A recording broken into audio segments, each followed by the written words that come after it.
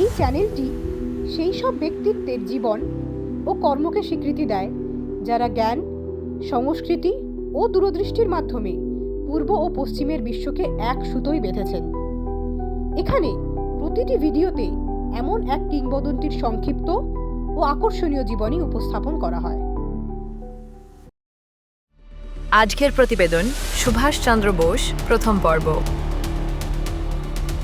ইতিহাস মনে রাখে তাদের যারা আদেশ মেনে চলে, কিন্তু ইতিহাস গড়ে ওঠে তাদের হাতেই যারা প্রশ্ন তোলে, যারা সাহস করে অমান্য করে। তেমনই একজন ছিলেন, অদম্য, আপোষহীন এবং স্বাধীনতার জন্য অপেক্ষা করতে অনিচ্ছুক।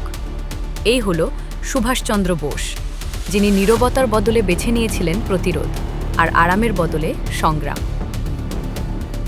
23 জানুয়ারি 1897 ওড়িশার কটকে জন্ম নেন সুভাষচন্দ্র বোস। শৃঙ্খলা আর মূল্যবোধে গড়া পরিবারে বড় হওয়া এই মেধাবী ছাত্র খুব অল্প বয়সেই বুঝে যান দেশপ্রেম শুধু অনুভূতি নয়, দায়িত্ব। 1913 সালে তিনি ভর্তি হলেন কলকাতার প্রেসিডেন্সি কলেজে। 1916 সালে এক ব্রিটিশ অধ্যাপকের বিরুদ্ধে প্রতিবাদ জানানোয় প্রেসিডেন্সি কলেজ থেকে বহিষ্কৃত হন তিনি। এই ঘটনাই হয়ে ওঠে তার বিদ্রোহী জীবনের প্রথম ঘোষণা। 1919 সালে তিনি আইসিএস পরীক্ষায় উত্তীর্ণ হন, কিন্তু 1921 সালে এক ঐতিহাসিক সিদ্ধান্ত নেন, ব্রিটিশ সরকারের চাকরি ছেড়ে দেন, কারণ পরাধীন শাসনের সেবা কখনো দেশের সেবা হতে পারে না। এরপর শুরু হয় এক দীর্ঘ সংগ্রাম, গ্রেফতার, কারাবাস, নজরদারি। বেঙ্গল থেকে ম্যান্ডেলয় জেল, ব্রিটিশরা বারবার তাকে দমন করতে চেয়েছে, কিন্তু কারাগারে আরও দৃঢ় হয় তার চিন্তা।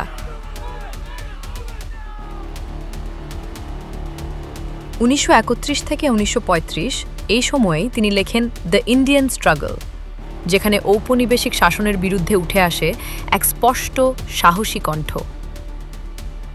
অল ইন্ডিয়া ইউথ কংগ্রেসের সভাপতি হিসেবে তিনি হয়ে ওঠেন এক নতুন প্রজন্মের মুখ, যারা আর ধৈর্য ধরতে রাজি নয়। 1938 সালে হরিপুরা অধিবেশনে সুভাষচন্দ্র বোস নির্বাচিত হন ভারতীয় জাতীয় কংগ্রেসের সভাপতি। 1939 সালে গান্ধীজির সমর্থিত প্রার্থীর বিরুদ্ধে জয়ী হয়ে তিনি ফের সভাপতি নির্বাচিত হন। কিন্তু এই জয় প্রকাশ করে দেয় কংগ্রেসের ভেতরের গভীর মতপার্থক্য। অহিংসা বনাম সশস্ত্র সংগ্রাম, আলোচনা বনাম প্রতিরোধ। অবশেষে এপ্রিল 1939-এ সুভাষচন্দ্র বোস সভাপতির পদ ছাড়েন এবং গঠন করেন ফরওয়ার্ড ব্লক। এক নতুন লক্ষ্যের দিশারি হয়ে পথে নামলেন বাংলার এই নির্ভীক নেতা। কিন্তু কেমন ছিল সেই কঠিন সংগ্রামের পথ, জানতে দেখুন পরবর্তী পর্ব। যদি ভিডিওটি ভালো লাগে তবে লাইক ও সাবস্ক্রাইব করুন এবং বেল আইকনটি চাপতে ভুলবেন না আগামী প্রতিবেদন সমূহের আপডেট পেতে।